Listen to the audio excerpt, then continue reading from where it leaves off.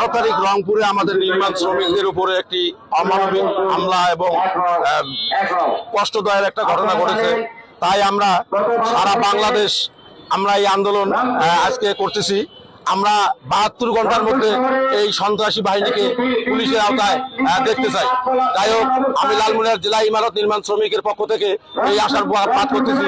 আমাদের উত্তরবঙ্গের লৌহমানব অধ্যক্ষ আসাদুল্লাহ বিপ্লবী মহোদয়ের কাছে আমার বিনীত আবেদন থাকবে যে আমাদের যে জেলা ইমারত নির্মাণ শ্রমিকবৃন্দ আছে তাদের জন্য সুদৃষ্টি দেয়, আমরা যেন তাদের নজরের মধ্যে থাকি, আমাদের একটু যেন ফলো করা হয়।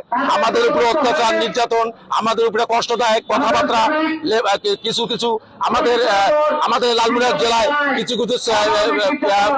ঠিকাদার রয়েছেন, আমরা তাদের কাছে কাজ মিলে গেলে তারা আমাদেরকে নানান ধরনের কথাবার্তা বলে, নানান ধরনের অত্যাচার করে, আমাদেরকে আবার বলে পারলে ঠেকান, আমরা কাজ দেব না, আমরা নাটোর থেকে লোক নিয়ে আসবো, আমরা কুমিল্লার থেকে লোক নিয়ে এসে কাজ করবো, আপনারা জেলা ইমারত কি করেন আমরা দেখতে চাই। তাই আমি মাননীয় মন্ত্রী মহোদয়কে বিনীতভাবে অনুরোধ করতেছি যে আমাদের এই জেলা ইমারত নির্মাণ শ্রমিকদের প্রতি যেন সুদৃষ্টি দেওয়া হয় এবং সুনজর দেওয়া হয়। তাই এই বলে আমি আমার সংক্ষেপ বক্তব্য শেষ করলাম।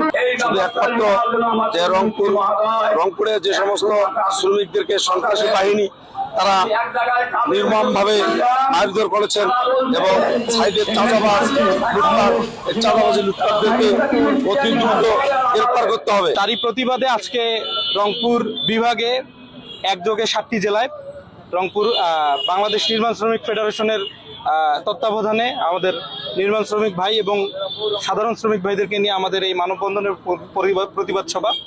এই প্রতিবাদ সভা থেকে আবারও জানিয়ে দিতে চাই, যত দ্রুত সম্ভব উক্ত ঘটনা দুইটিতে যারা অভিযুক্ত আছে যত দ্রুত সম্ভব তাদেরকে আইনের আওতায় এনে যাতে যথাযথ বিচার নিশ্চিত করা হয়।